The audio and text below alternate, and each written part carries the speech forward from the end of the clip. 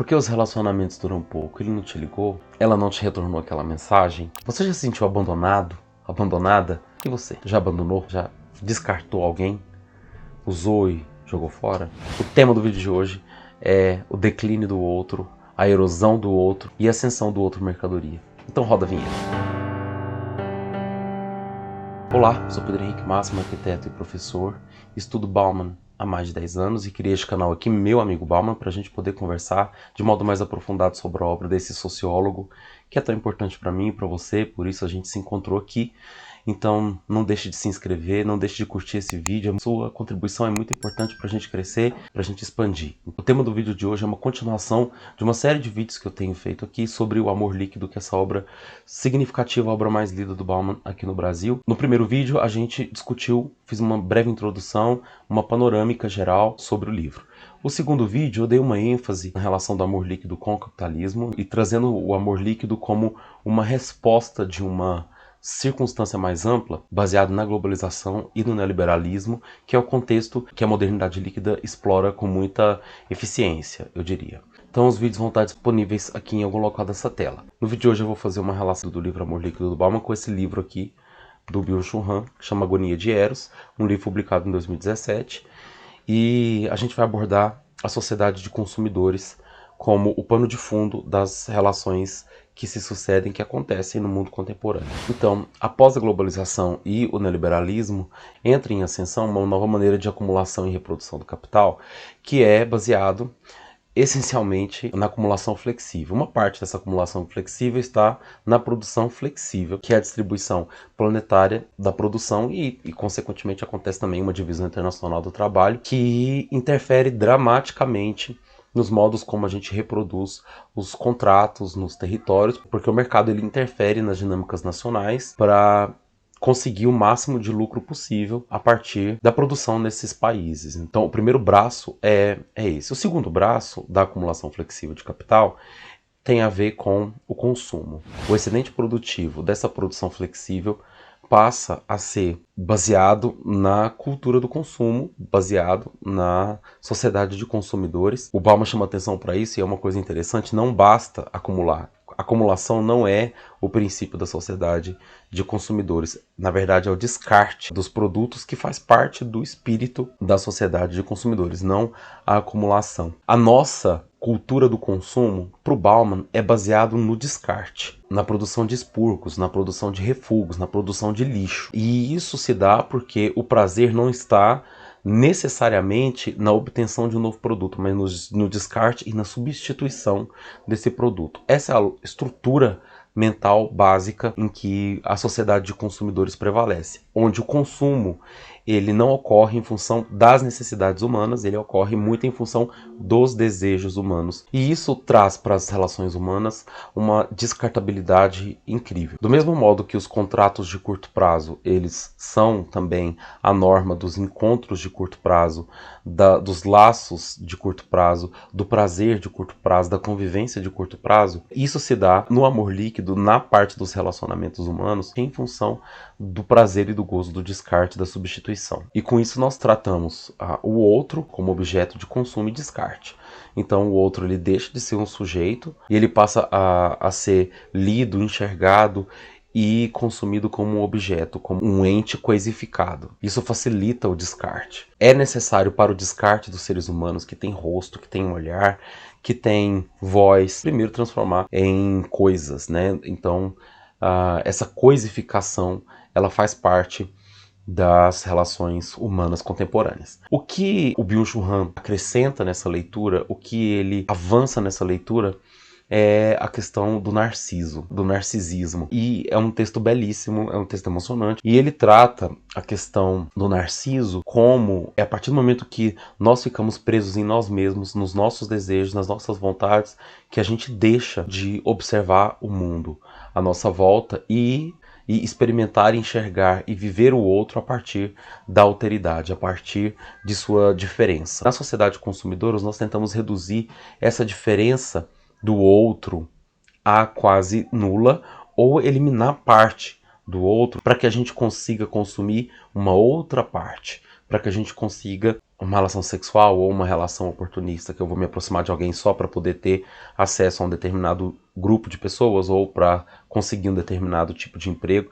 Então, eu não vivo essa relação a partir da alteridade, a partir dessa relação com a diferença ou com o que o Byung-Chul Han chamou de negatividade, mas a partir da positividade, ou seja, aquilo que a pessoa pode me oferecer, eu elimino todo o restante do sujeito, eu coisifico essa pessoa, me relaciono com esse ponto específico em que eu consigo usufruir do outro a partir do meu desejo, a partir do que me compete, a partir do que a minha relação narcísica permite. Para o Byung-Chul Han, a nossa sociedade tem se transformado cada vez mais e progressivamente numa sociedade narcísica, onde a alteridade tem perdido força. O encontro com o outro tem perdido força. E também uma questão que é importante, que o Bauman também traduz muito fortemente em Amor Líquido, e que o Byung-Chul Han também deixa isso muito evidente, o problema não é só a liberdade de escolha.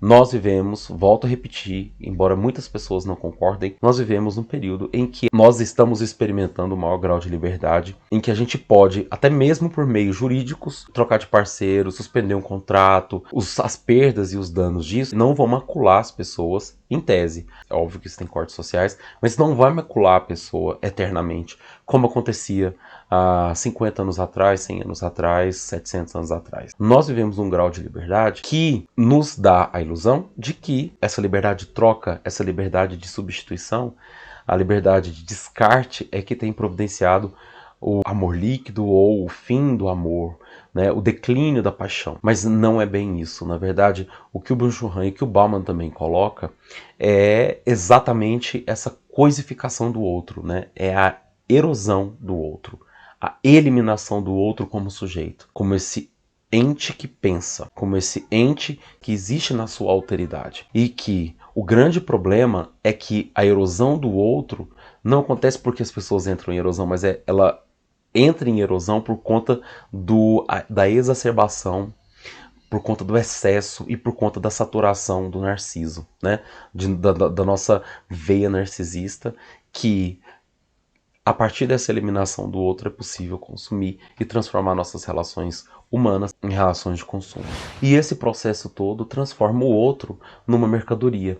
Ele é coisificado, ele é reificado e vai perdendo progressivamente as suas características de sujeito, as suas características humanas, tá? E aí é possível, fica mais fácil, fica mais tranquilo não responder uma mensagem, fica mais tranquilo descartar, fica mais tranquilo depois de uma noite de sexo, levantar e ir embora e não perpetuar essa relação, porque o outro, além de ser consumido, ele vai ser descartado. Outro ponto importante que o Byung-Chul Han coloca é a questão da comparação.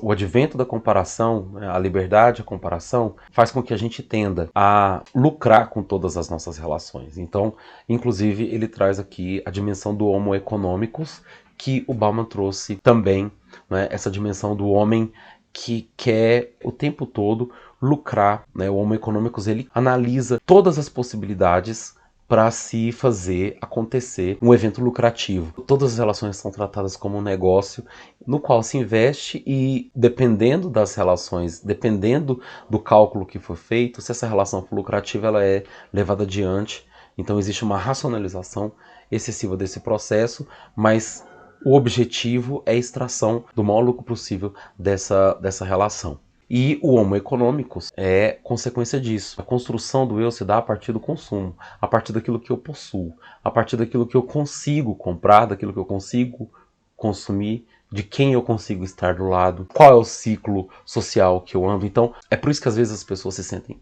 exageradamente cansadas quando estão perto de outras pessoas, porque elas são sugadas, elas são consumidas com uma ênfase gigante e a gente não pode se enganar. Essas relações, especialmente as relações empresariais, elas são muito pautadas nessa lógica do consumo e obviamente isso tem se transformado, isso tem invadido a lógica das relações humanas. Então, o Homo economicus ele está interessado nesse consumo, nesse descarte, e aí a partir disso estabelecer um corte comparativo, né, e comparar para extrair o máximo lucro possível. Então, o eros que se revela no outro né, nesse desejo, nesse amor pelo outro, nessa intensidade, essa anulação de si para que o outro prevaleça na sua alteridade, para que ele aconteça na sua alteridade, ele acaba perdendo significado, ele acaba perdendo sentido por conta da saturação do eu, por conta da saturação do eu em si mesmo. Eu agradeço por você ter assistido até aqui. A gente vai no próximo vídeo conversar sobre amor e desejo, que é um tema também muito significativo na obra do Bauman, que traz algumas ambivalências aí, que traz aí algumas questões, mas em síntese esse é o conteúdo do vídeo de hoje. Espero que vocês tenham gostado. Não se esqueça de curtir e compartilhar com aquelas pessoas que vocês acham que são importantes. Te vejo no próximo vídeo e até breve. Tchau!